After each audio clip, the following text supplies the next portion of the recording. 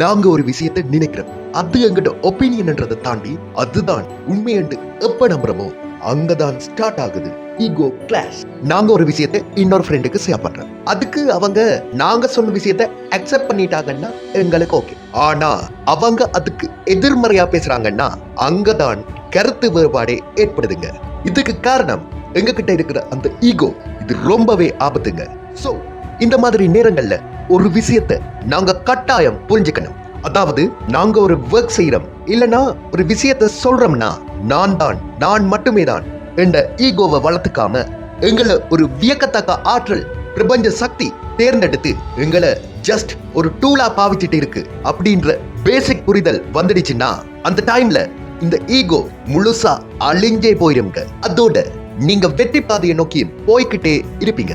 எங்களோட ஈகோ தான் வெற்றிக்கும் வளர்ச்சிக்கும் தடை என்ற புரிதல் நிச்சயம் எங்களுக்கு வந்துருங்க.